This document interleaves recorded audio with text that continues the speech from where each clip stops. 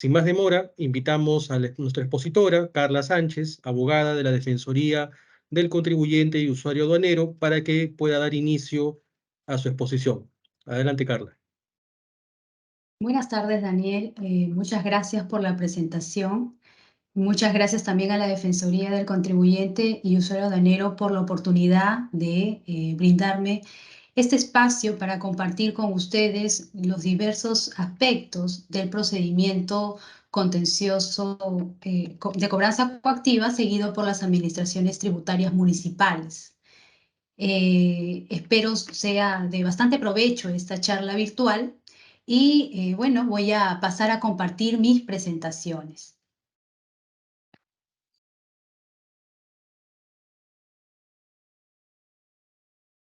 Confírmame, por favor, Daniel, si es que se pueden ver las presentaciones. Sí, podemos ver tus presentaciones y también te escuchamos muy bien. Muchas gracias, Daniel. Bueno, el tema que nos convoca el día de hoy es el procedimiento de cobranza coactiva seguido por las administraciones tributarias municipales.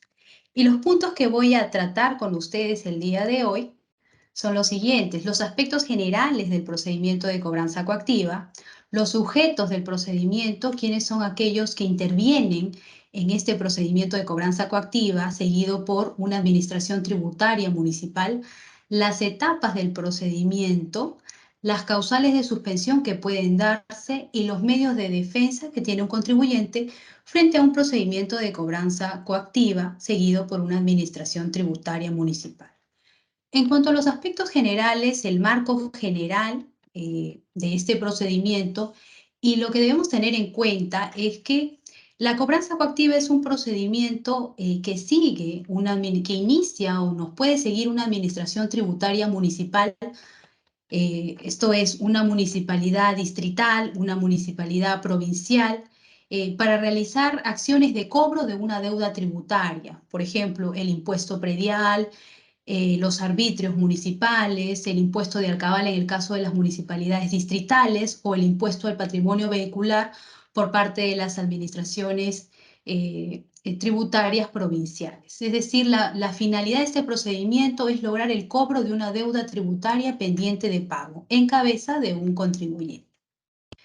Entonces, el marco de actuación que tiene una administración tributaria municipal es la Ley de Procedimiento de Ejecución Coactiva, el Código Tributario y, como hemos comentado que es un procedimiento de naturaleza administrativa, pues también resulta aplicable la Ley de Procedimiento Administrativo General y fundamentalmente los principios que se encuentran regulados en la Ley de Procedimiento Administrativo General, como es el principio de legalidad, según el cual la autoridad administrativa, ¿no?, el funcionario de la administración tributaria municipal que actúa en nombre de la municipalidad y desarrolla un procedimiento de cobranza coactiva debe actuar con respeto a la Constitución, la ley y al derecho y conforme a las funciones y a las atribuciones que tengan, sin sobrepasarse. Otro principio importante también es el debido procedimiento. Es decir, el procedimiento de cobranza coactiva debe desarrollarse de forma regular, con sus etapas, y también respetarse, velarse por los derechos y garantías mínimas que tiene todo contribuyente en el marco de un procedimiento de cobranza coactiva. ¿Cuáles podrían ser esas garantías mínimas?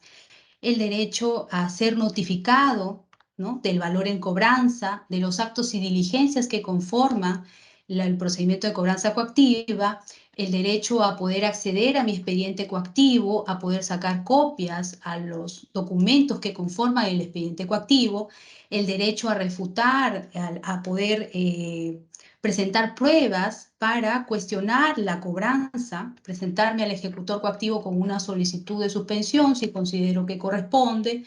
Y estas son un ejemplo de las garantías mínimas que tiene un deudor o un deudor coactivo, un contribuyente que esté inmerso en un procedimiento de cobranza coactiva. Ahora, ¿quiénes son los sujetos que interactúan en un procedimiento de cobranza coactiva? ¿Quiénes van a intervenir? Hemos mencionado al ejecutor coactivo, es el director del procedimiento de cobranza coactiva, es el que va a determinar si se inicia o no el procedimiento de cobranza coactiva. Y a su lado, de parte de la municipalidad, de la administración tributaria municipal respectiva, está el auxiliar coactivo, aquel que ayuda al ejecutor coactivo, lo apoya en una diligencia, en resolver algún escrito, en fallar en algún otro sentido, ¿no? Frente a los argumentos de un deudor coactivo. Por el otro lado, tenemos al obligado, al deudor coactivo, al contribuyente que la municipalidad considera tiene un saldo pendiente de pago, una deuda tributaria pendiente de pago que le es exigible. Y también ocasionalmente puede intervenir también terceros como entidades financieras, bancos, empresas, a quienes el ejecutor coactivo podría pedirle información sobre fondos, sobre diversos, algún dinero que pueda tener respecto del deudor coactivo, ¿no? Entonces, estos son los sujetos que van a interactuar en un procedimiento de cobranza coactiva. ¿Y cuáles son las funciones de este director del procedimiento de cobranza coactiva, del ejecutor coactivo? Este va a decidir si se inicia o no el procedimiento de cobranza coactiva. Y como el objetivo de la cobranza es lograr el cobro de la deuda en cobranza, el ejecutor coactivo también puede ordenar embargos.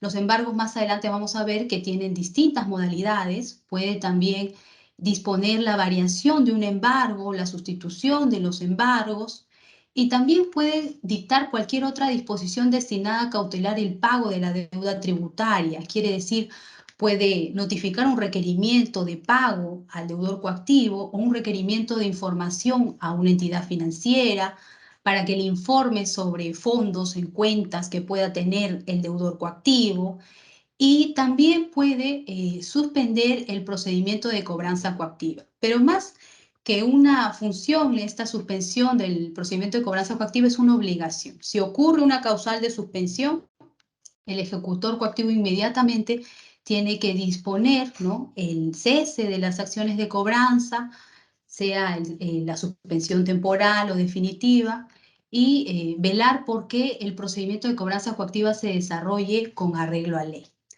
Entonces, ya vamos a entrar a las etapas del procedimiento de cobranza coactiva. Vamos a ver ya el desarrollo de este procedimiento de cobranza coactiva. Hemos mencionado los principios orientadores de la cobranza coactiva, quiénes son los sujetos que actúan en un procedimiento de cobranza coactiva, y ya el desarrollo de este procedimiento, de este conjunto de actos y diligencias, ¿no?, que desarrolla el ejecutor coactivo para lograr el cobro de una deuda tributaria, tiene un orden, ¿no? Tiene un acto inicial, que es en la resolución de ejecución coactiva. Tiene también un acto final, la resolución coactiva de suspensión definitiva de la cobranza. Y en el medio encontramos los diversos actos y diligencias que puede practicar el ejecutor coactivo para lograr el cobro de la deuda tributaria. Fundamentalmente las medidas cautelares o los embargos que pueda desarrollar.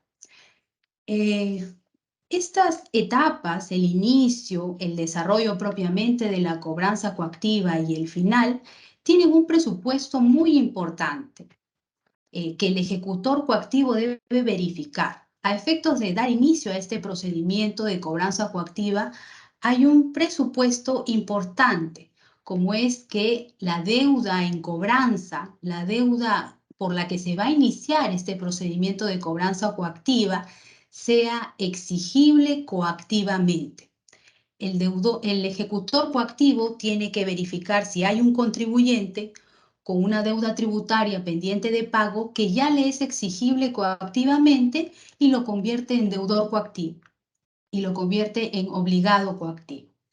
Para saber qué es una deuda exigible coactivamente, la idea clave que tenemos que tener en cuenta es que se trata de una deuda tributaria formalmente contenida en un documento, en un valor, que puede ser una resolución de determinación, una resolución de multa, una orden de pago, una resolución de pérdida de fraccionamiento, etc. Es decir, La deuda tributaria que puede ser materia de cobranza de un procedimiento coactivo tiene que ser la contenida en un documento formalmente emitido. No puede ser, por ejemplo, la deuda contenida en una carta, en un estado de cuenta, no, sino en documentos formalmente emitidos y que lo constituyen estos supuestos que vamos a desarrollar. Por ejemplo, una resolución de determinación emitida conforme a ley, debidamente notificada y no reclamada en el plazo de ley. La resolución de determinación es el valor que generalmente nos emite una administración tributaria municipal, por ejemplo, por los arbitrios municipales. Los de limpieza pública, recojo de basura, serenazgo, parques y jardines. Y cuando nos dice la norma que tiene que ser emitida conforme a ley, es que esta resolución de determinación que pueden emitirme por arbitrios tiene que contener los requisitos de ley, los del artículo 77 del Código Tributario.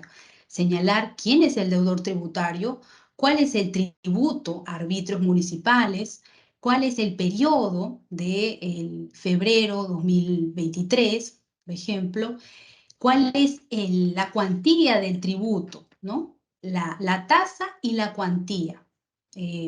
¿Cuál es el monto que se me está cobrando? La base imponible, también señalar los intereses, si es que se han generado, y estos requisitos tienen que estar contenidos en esa resolución de determinación. Si es por arbitrio, señalarse también los fundamentos que la amparen, la ordenanza municipal que se aprobó y se publicó para el cobro de arbitrios en una jurisdicción distrital, ¿no? La resolución de determinación también puede ser emitida como consecuencia de un procedimiento de fiscalización. Tal vez una municipalidad me ha iniciado con una carta y un requerimiento, un procedimiento de fiscalización para verificar si lo que estoy pagando por impuesto predial o arbitrios es correcto, y al finalizar su fiscalización emite una resolución de determinación, que, como decimos, tiene que haber sido emitida conforme a ley, con todos sus requisitos formales del artículo 77 del Código Tributario. Esta resolución de determinación también tiene que haber sido debidamente notificada, ¿no?, en alguna de las modalidades del Código Tributario, que más adelante las voy a también explicar. Y no tiene que haber sido reclamada en el plazo de ley, ¿no? Los recursos impugnatorios contra una resolución de determinación son los de reclamación ante la municipalidad, ¿no?, en primera instancia, y luego viene pues la apelación como segunda etapa. Pero este supuesto nos señala que una resolución de determinación emitida conforme a ley, notificada y no reclamada dentro del plazo legal, que es de 20 días hábiles, si no es impugnada, puede convertirse en una deuda exigible coactivamente y puede dar lugar a un expediente, a una cobranza coactiva. Otro supuesto es el de una resolución de multa, aquel valor que se emite para la atribución de una infracción tributaria, por ejemplo, no haber presentado mi declaración determinativa del impuesto predial. Como sabemos, la declaración del impuesto predial debe presentarse hasta el 28 de febrero, el último día hábil de cada año. Y muchas veces las municipalidades nos emiten declaraciones mecanizadas, ¿no? Y ya suplen esa obligación de presentar la declaración determinativa del impuesto predial. Y bueno, si yo estoy de acuerdo, no hay ningún problema, se continúa, se cancela el impuesto predial que me ha sido determinado por la municipalidad. Pero si la municipalidad no nos ha emitido esas declaraciones mecanizadas, yo tengo que presentarlo hasta el último día hábil del mes de febrero. Y si no lo hago, puedo incurrir en una infracción tributaria y pueden emitirme una resolución de multa, ¿no? Y si esta resolución de multa está emitida conforme a ley, es decir, con los requisitos también del artículo 77 del Código Tributario, se señala el deudor coactivo, el deudor, la infracción tributaria que me está siendo atribuida, la base legal, ¿no? El artículo, por ejemplo, 176, numeral 1, por no presentar la declaración determinativa del impuesto predial, la cuantía de la multa, los intereses.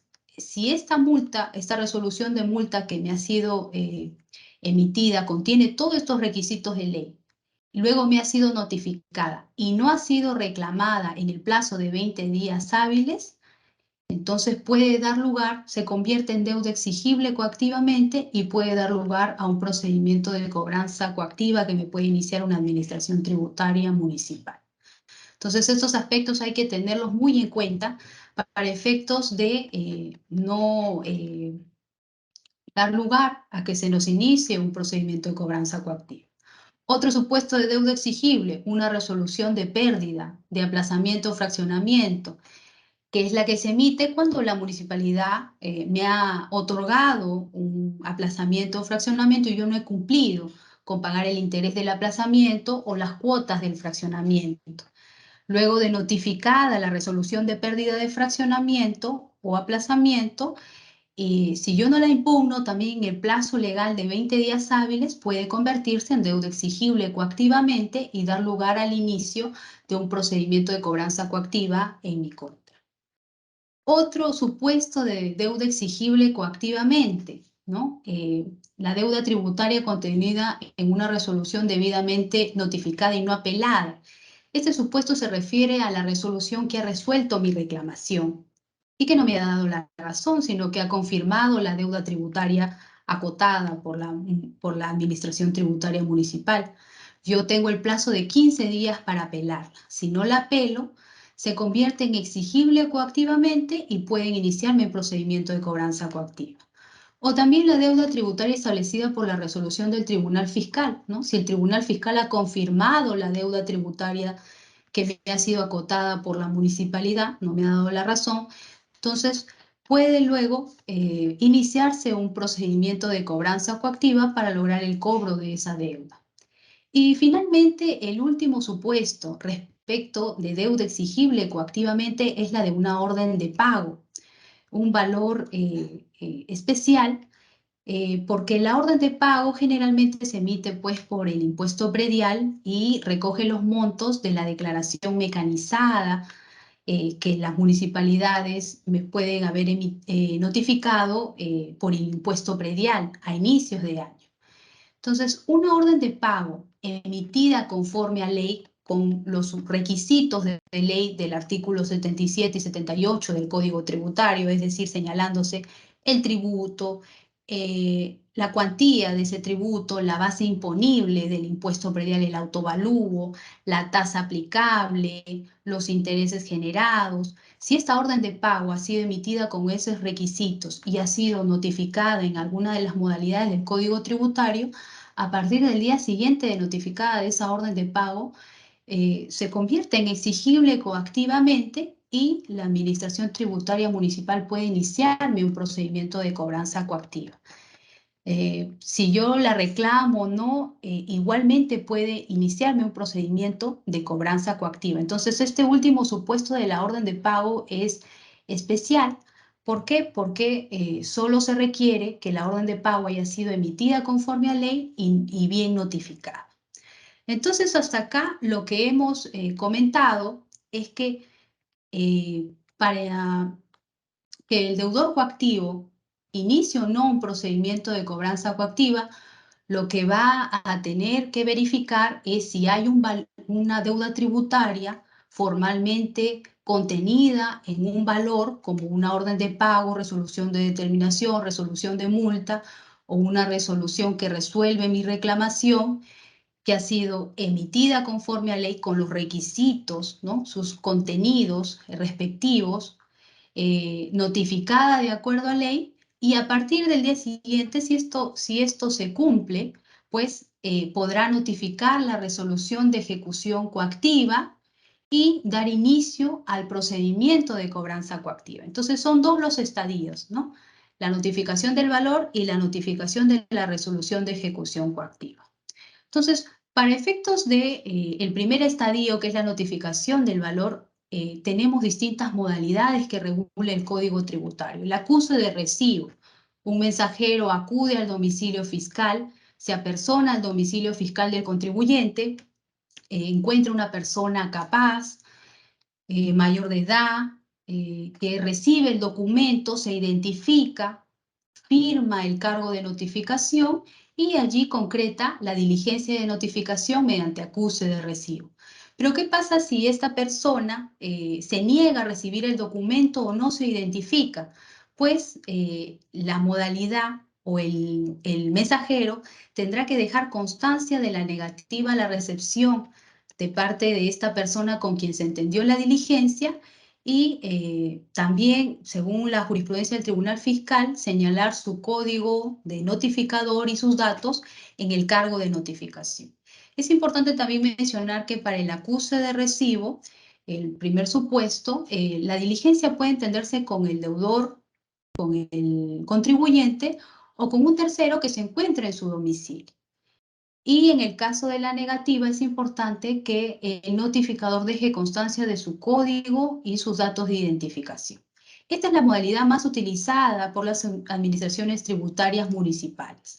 El Código Tributario también menciona la notificación por medios electrónicos, siempre que se pueda confirmar la entrega por esta misma vía, pero implica todo un sistema electrónico implementado, ¿no? Que en el caso de SUNAT, que es una administración tributaria no municipal, sino que actúa a nivel nacional por otros tributos, tiene implementada pues el buzón electrónico, las notificaciones SOL, pero a nivel municipal solo se han ido incorporando mesas de partes virtuales y no sistemas de notificación electrónica.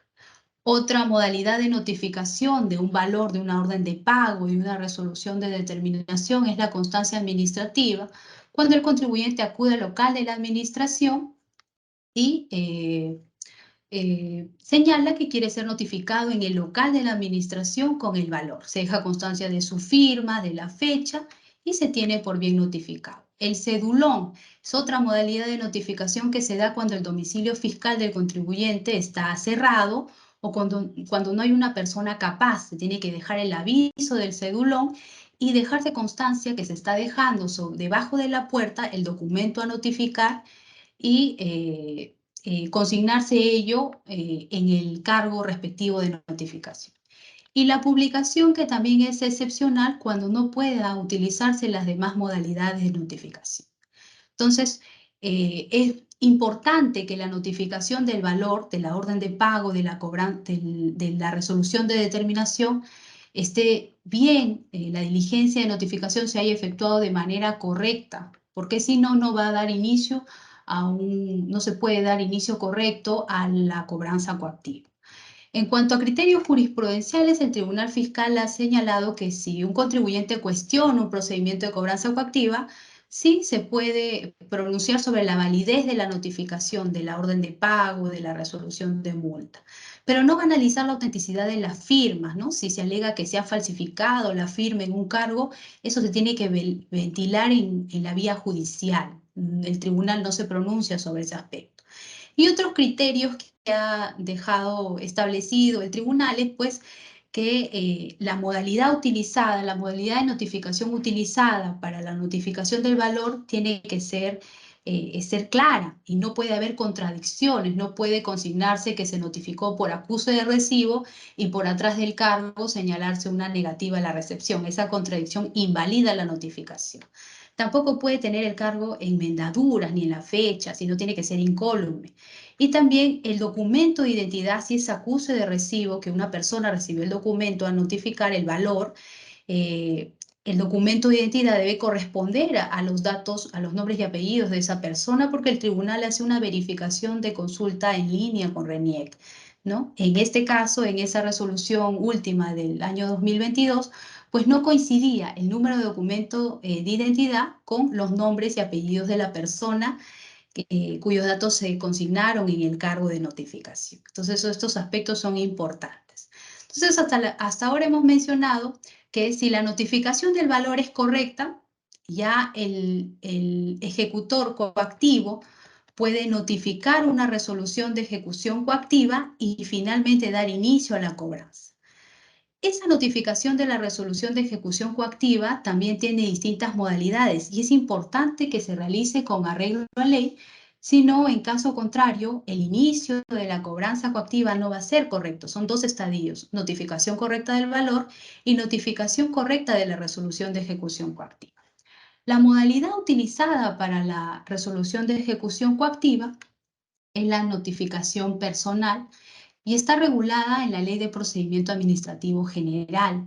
Quiere decir que el mensajero, el courier respectivo, acude al domicilio fiscal de un contribuyente para efectos de notificarle la resolución de ejecución coactiva. Y allí tiene que verificar que hay una persona, puede ser el contribuyente o un tercero también, con quien se va a entender la diligencia, que se identifica, que menciona sus datos, de eso se debe dejar constancia en el cargo, su documento de identidad, firma la constancia. ¿Qué pasa si esta persona se niega? Eh, ¿Qué pasa si esta persona se niega a recibir el documento o identificarse? De eso también debe dejar constancia el notificador en el cargo respectivo. No va a invalidar la notificación, puede darse una negativa a la recepción de parte de la persona con quien se entiende la diligencia, pero es importante que en ese caso el notificador consigne las características del lugar del domicilio fiscal, ¿no? Es una casa de 2 pisos, de color crema, etcétera. Si esta persona sí accedió a recibir el documento, tiene que señalar el vínculo con el contribuyente. Es un pariente, su hermano, su tío. Entonces, estos son requisitos importantes y adicionales que establece la Ley de Procedimiento Administrativo General en caso de una notificación personal. ¿Qué pasa también si en una primera ocasión no encuentra ninguna persona, el domicilio está cerrado? Pues el notificador tiene que hacer una segunda visita, dejar constancia, un aviso de la nueva fecha en que va a efectuar esa segunda visita. Y cuando haga esa segunda visita, pues podrá hacer la diligencia respectiva. Y si tampoco en esa segunda visita encuentra a ninguna persona, ahí recién podrá notificar por cedulón, ¿no? Dejar los documentos en sobre cerrado bajo la puerta y señalar esa circunstancia en el cargo respectivo. Otras modalidades de notificación de la resolución de ejecución coactiva de inicio de la cobranza son también por correo o por publicación, pero son muy excepcionales porque se van a dar si en caso no se puede notificar al domicilio fiscal del contribuyente. Entonces, en cuanto a la notificación personal, el Tribunal Fiscal lo que ha mencionado es, por ejemplo, que en la notificación personal es un requisito importante que la persona que recibe el documento señale cuál es el vínculo con el obligado coactivo, con el contribuyente, ¿no? ¿Qué parentesco tiene? O también puede darse el caso que esta persona se niegue a firmar el cargo, no se identifique, pero en este caso debe dejarse constancia de las características del domicilio fiscal. Y todo ello para dar fehaciencia a la diligencia de notificación. Y, por ejemplo, en el caso que se practique una segunda visita, si la primera visita fue infructuosa, debe señalarse eso, ¿no? Y ponerse el aviso y la fecha de la nueva visita para que todo se lleve de forma fehaciente. Entonces, son requisitos muy importantes. Entonces, la notificación válida del valor que contiene formalmente una deuda tributaria, la notificación válida de la resolución de ejecución coactiva van a dar lugar al inicio de la cobranza coactiva. Si estas dos etapas se han desarrollado con regularidad, se da inicio al procedimiento de cobranza coactiva. Entonces recibimos ya la resolución de ejecución coactiva, que contiene fundamentalmente un mandato de cumplimiento de la deuda, ¿no? Me señala un plazo de 7 días hábiles para yo poder cancelar esa deuda tributaria y señalárseme también en esa resolución de ejecución coactiva 1, ¿no? La de inicio de la cobranza, cuál es el valor en cobranza y que tengo 7 días hábiles para poder cancelar. De manera que en esos primeros 7 días hábiles yo puedo cancelar la deuda y ese mandato de cumplimiento se da bajo apercibimiento de dictarse una medida cautelar. En esos 7 días hábiles no se me traba medidas cautelares, pero vencidos esos 7 días hábiles, la Administración Tributaria Municipal, el ejecutor coactivo ya está habilitado para poder ordenar una medida cautelar, un embargo, para lograr el cobro de la deuda. Entonces, es importante saber que en la resolución de ejecución coactiva, pues, se da este mandato de cancelación de 7 días hábiles. Transcurridos, ya se pueden adoptar embargos. Y los embargos son diversos: el de intervención en recaudación, intervención en información, ¿no? Cuando el ejecutor coactivo va al establecimiento del deudor coactivo y recaba información o recaba los ingresos del día, los cuales puede detraer para el pago de la deuda. Embargo en forma de depósito ya implica la aprehensión de bienes muebles del contribuyente, ¿no? Una afectación a sus bienes muebles y nombrar un depositario que puede ser el mismo deudor coactivo o un tercero. Un embargo en forma de inscripción, cuando el deudor coactivo tiene un bien inscrito en registros públicos, puede ordenar la inscripción de este embargo en la partida registral del bien inmueble y señalar pues que hay un embargo trabado para cautelar el pago de la deuda. Y finalmente el embargo en forma de retención, ¿no? Que implica que se requiere información a un tercero, una entidad financiera u otra empresa sobre fondos o sobre dinero que pueda tener el contribuyente en alguna cuenta bancaria a fin de que ésta la retenga, ¿no? Entonces, este embargo, el más común es el embargo en forma de retención, la afectación de dinero, bienes. Y a raíz de este embargo, el Tribunal Constitucional en el año 2010 señaló que como criterio de observancia obligatoria, como jurisprudencia vinculante, doctrina vinculante, que la administración debe mantener actualizado el monto de lo adeudado. Es decir, los embargos no pueden ser mayores o desproporcionales a la deuda en cobranza, ¿no? En este caso que resolvió el Tribunal Constitucional, la administración tributaria había trabado 3 embargos, todos por el mismo monto de la deuda en cobranza, de manera que lo triplicaban. Y allí pues se dejó sentado de que eso era una forma excesiva de lograr, de cobrar una deuda, ¿no? Porque se debe guardar la debida proporción entre el adeudado y el monto embargado, y también levantarse las medidas cuando la deuda ya estuviese asegurada con una de las medidas de embargo. Entonces eso es muy, muy importante, porque es un límite a las facultades que tiene un ejecutor coactivo al trabar medidas de embargo, concretamente un embargo en forma de retención.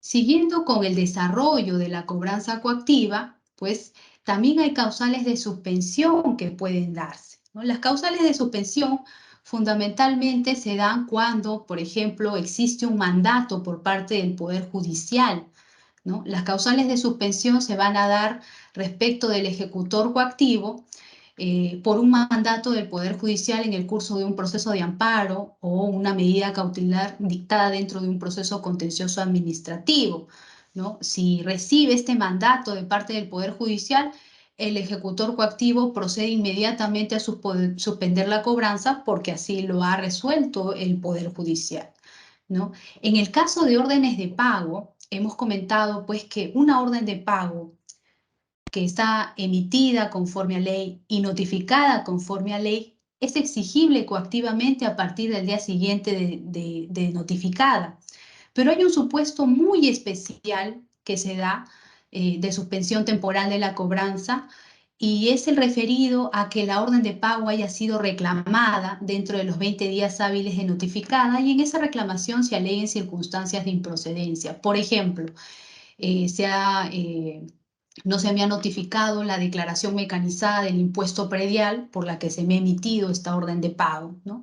Estas circunstancias de improcedencia, estas situaciones que se alegan en una reclamación, dan lugar a que se suspenda temporalmente la cobranza coactiva si es alegada, ¿no? al ejecutor coactivo.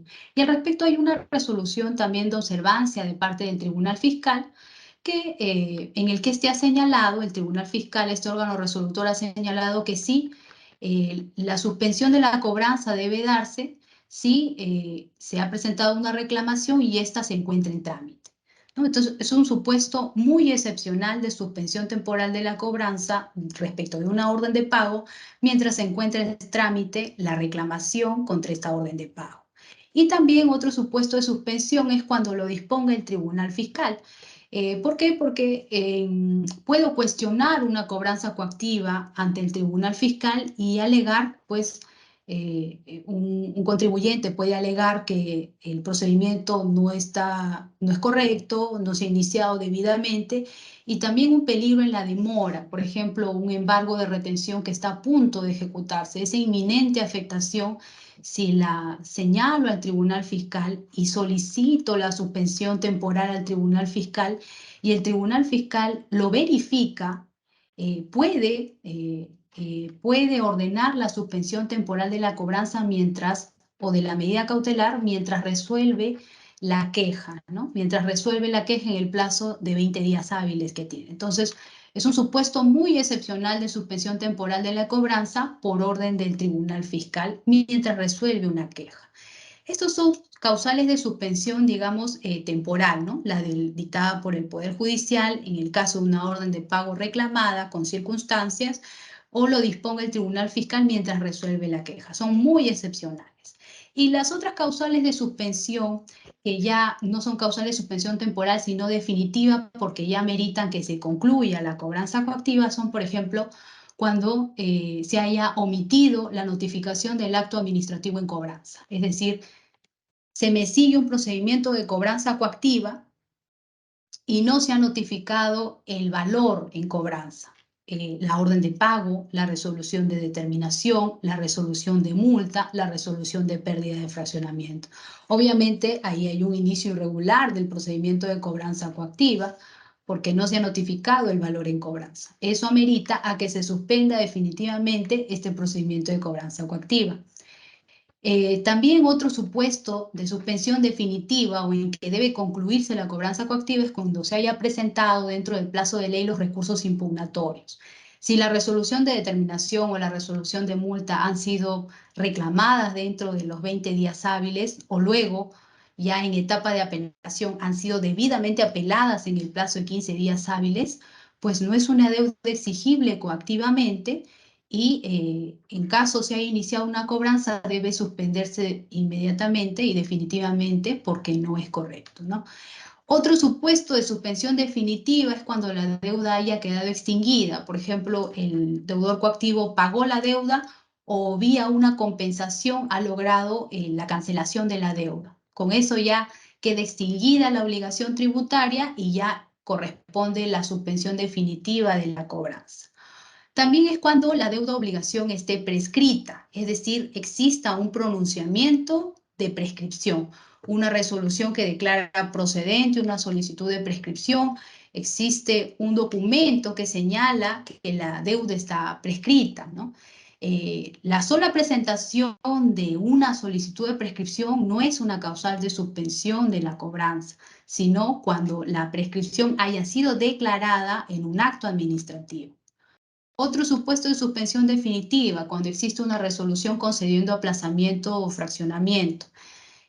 Igualmente, la sola presentación de una solicitud de aplazamiento o fraccionamiento no suspende la cobranza coactiva, pero si yo ya cuento con una resolución que aprueba un fraccionamiento, ahí sí yo puedo solicitar la suspensión definitiva al ejecutor coactivo adjuntándole esta resolución aprobatoria de fraccionamiento, porque que me ha concedido pagar la deuda en cuotas, por ejemplo, y ahí el ejecutor coactivo ya debe proceder a la suspensión definitiva. Otra es cuando la acción se siga contra persona distinta al obligado, ¿no? Puede darse en casos de homonimia y el deudor coactivo sea otra persona. O también cuando se acredite el pago de la obligación tributaria ante otra municipalidad que se atribuye la misma competencia territorial.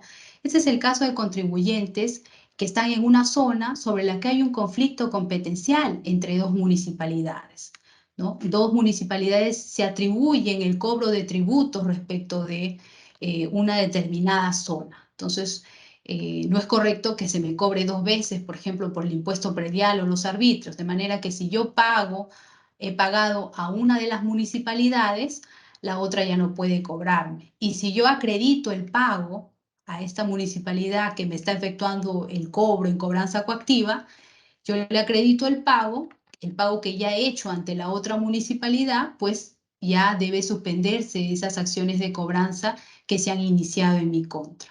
Entonces, estas son las causales de suspensión que si yo advierto que se han verificado, puedo solicitar al ejecutor coactivo la inmediata suspensión de la cobranza por la ocurrencia de estos supuestos.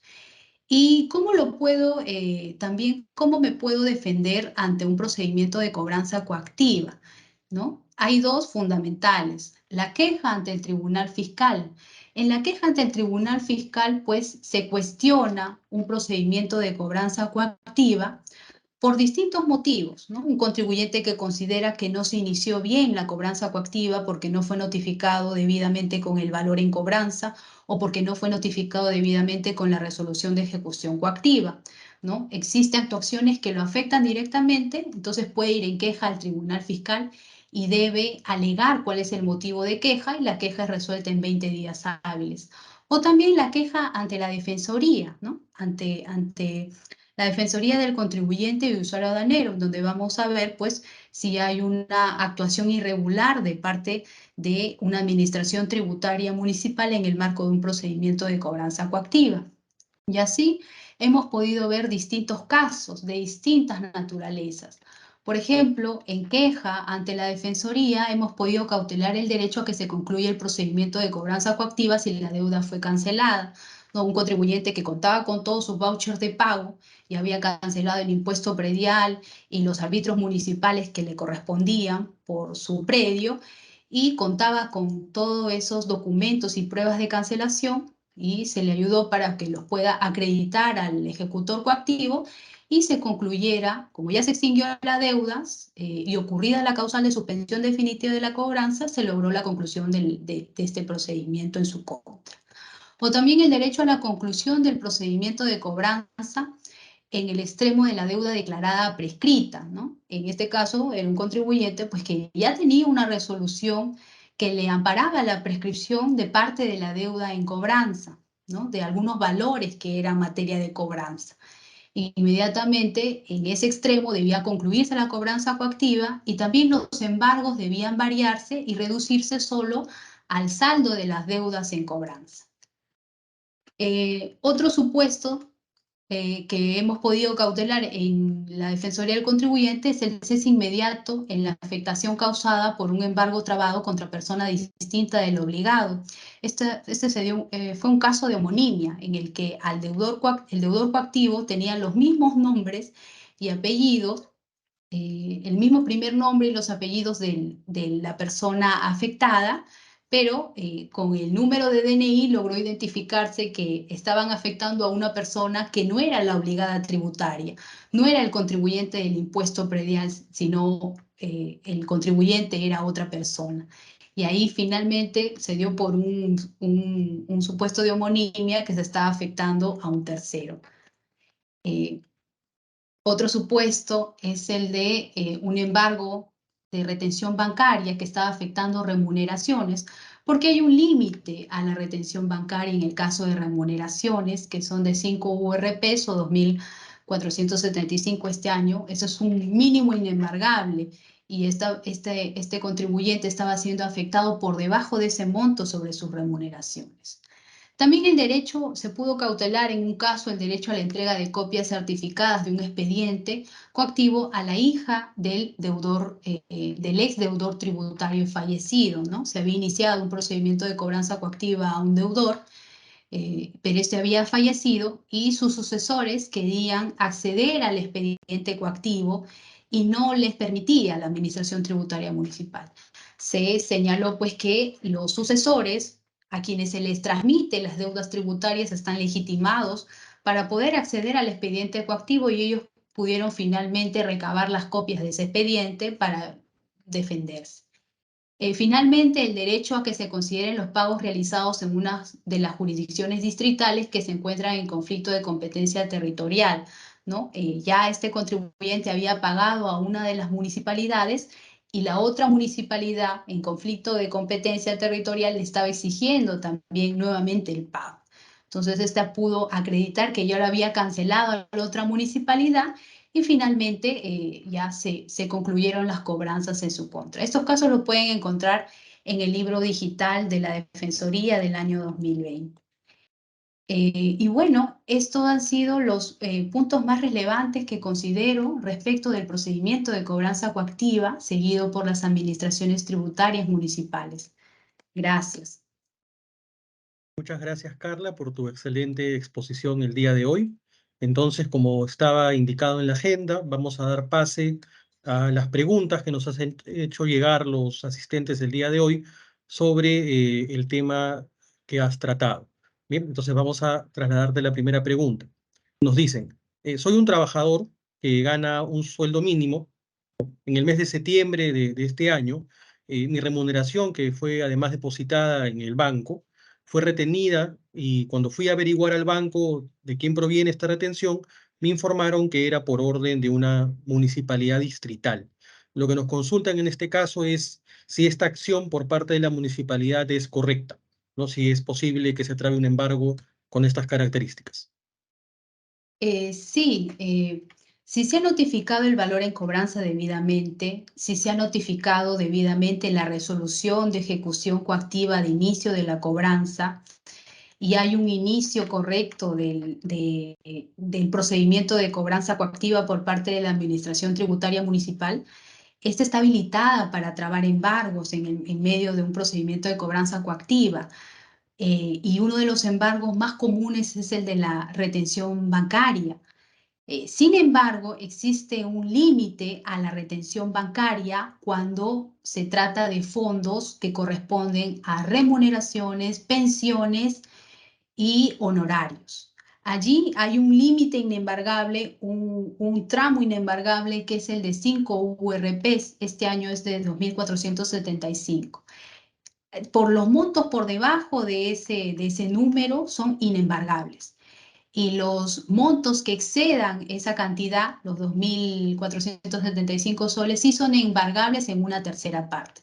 Si este contribuyente contra el cual se le sigue un procedimiento de cobranza coactiva ha sido afectado por un monto menor a 2.400, una remuneración mínima vital que es de 1.025, entiendo, este año, eh, resultaría inembargable y no sería correcto la afectación a esa remuneración.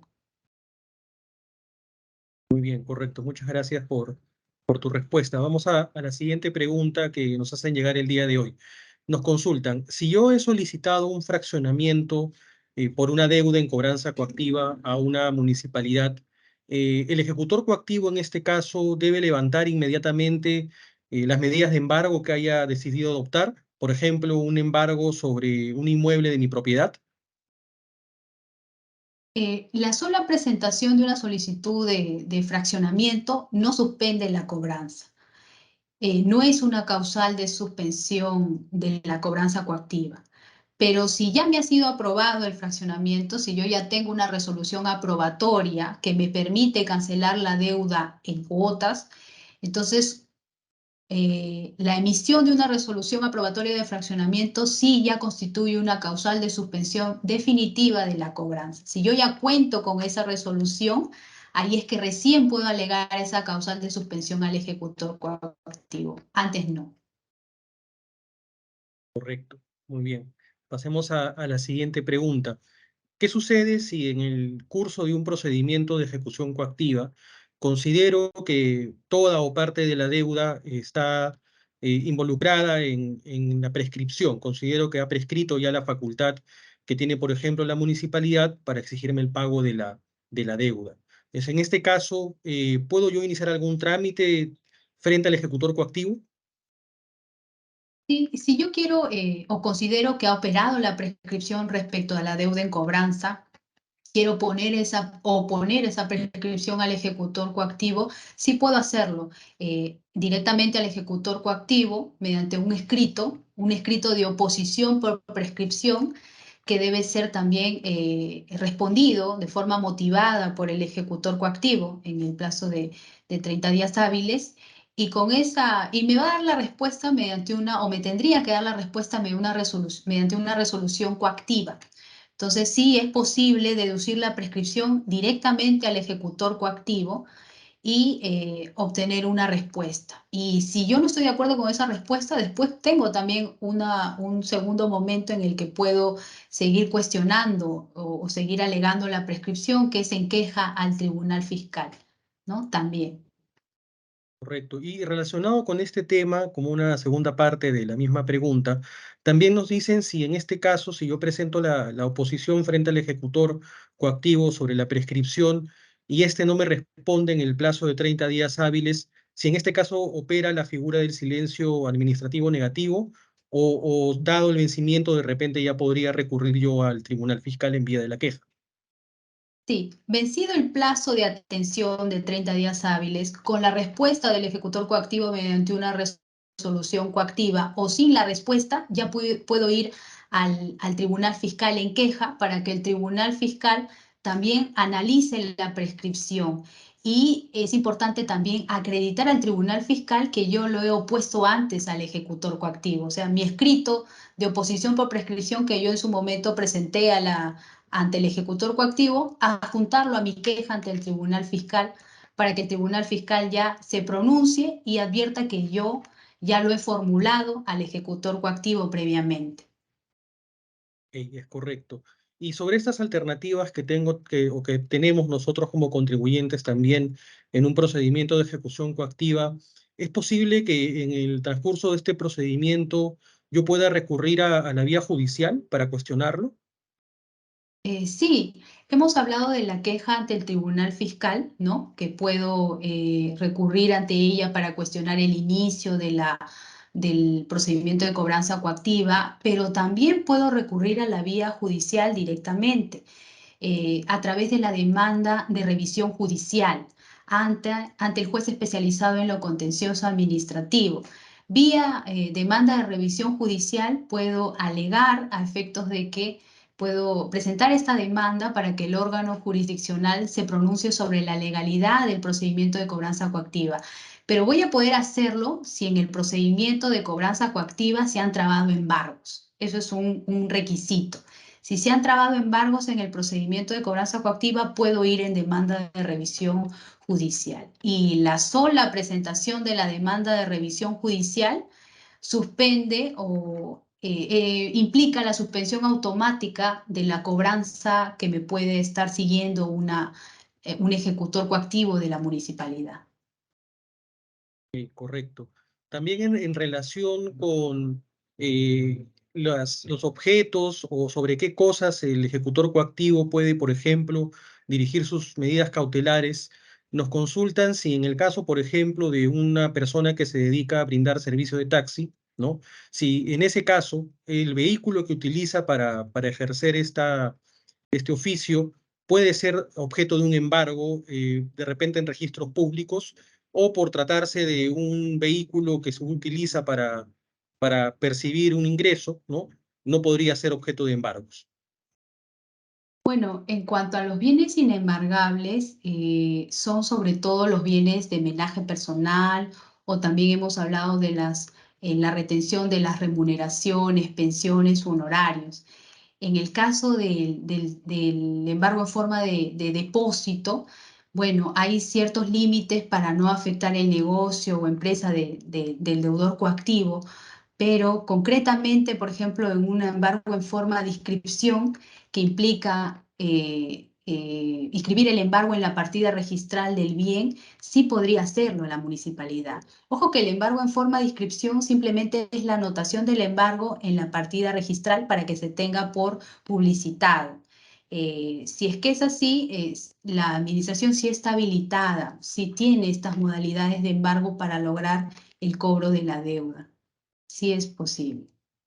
Ok, correcto. En el mismo sentido, ¿no? Bajo la misma premisa, también nos consultaban si se puede trabar esta misma modalidad de embargo sobre un inmueble que se constituye como la casa habitación del deudor coactivo, ¿no? O sea, si es su único inmueble y además está de repente sometido a una hipoteca, ¿no? ¿Eso impediría de alguna manera la medida cautelar o tampoco, en el caso del embargo en forma de inscripción?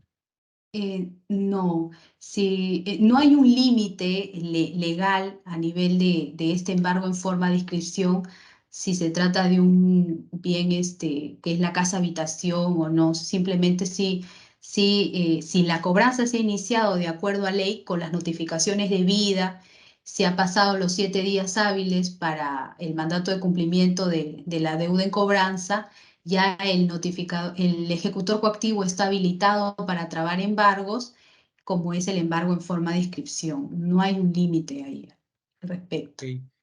También nos consultan sobre las formas de notificación, ¿no? que debe utilizar en este caso la administración sobre una deuda que podría ser después sometida a cobranza coactiva. Nos dicen si en el caso de una orden de pago, vinculada al impuesto predial, es válido que en cualquier situación la municipalidad notifique este documento bajo la puerta del domicilio o hay supuestos que debe considerarse para esto. Ya. El dejar los documentos bajo la puerta tiene que ver con la modalidad de notificación vía cedulón. La notificación de la orden de pago tiene que hacerse de acuerdo a las modalidades del Código Tributario. Y una de las modalidades es el cedulón, que es dejar los documentos a notificar, en este caso una orden de pago debajo de la puerta. Pero eso solo se da únicamente en dos supuestos. Si el domicilio fiscal del deudor coactivo o del contribuyente está cerrado o si no hay una persona capaz, es decir, hay solo un menor de edad, si no hay una persona capaz. Solo si el notificador verifica estas dos circunstancias, domicilio cerrado o no hay una persona capaz en el domicilio fiscal del contribuyente, solo ante esos dos supuestos puede notificar mediante cedulón. Tiene que dejar el aviso del cedulón pegado en el domicilio y dejar en sobre cerrado bajo la puerta. Y todas esas circunstancias, el motivo y este procedimiento que está siguiendo de dejar los documentos a notificar debajo de la puerta, tiene que señalarlo expresamente en el cargo de notificación. Únicamente allí es válido. Ante otras circunstancias no podría darse. Muy bien. Bueno, entonces la expositora ha dado respuesta a todas las consultas que nos han enviado y también que el tiempo que nos han otorgado el día de hoy nos ha permitido, por lo que agradecemos nuevamente su participación en la charla virtual tributaria del día de hoy. Sí, muchas gracias, Daniel, por esta oportunidad de poder haber compartido con ustedes este tema bastante importante porque es bastante recurrente y por este espacio de tiempo y también por la participación de nuestros asistentes. Gracias. Muchas gracias a ti, Carla, nuevamente. Señoras y señores, de esta manera llegamos al fin de la charla virtual tributaria. Los invitamos nuevamente a seguirnos en nuestras redes sociales, en Facebook y también en YouTube, en donde les informamos constantemente de las próximas actividades de capacitación que desarrollaremos en el presente año y además en donde van a poder encontrar otro tipo de material académico o información útil que esperemos les sea de utilidad. Reitero también lo que indicó Carla durante su exposición, en el sentido que en nuestra página web, en la página web de la Defensoría, tenemos también colgado el libro digital del año 2020, en donde ustedes podrán revisar algunos de los casos que ha atendido la Defensoría a lo largo del tiempo. Muy bien, entonces con esto llegamos al fin de la presente jornada. Buenas tardes con todos y gracias por tu participación. Hasta luego.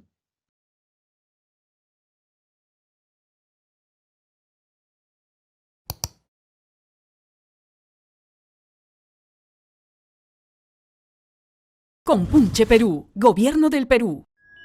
Bicentenario del Perú, 2024.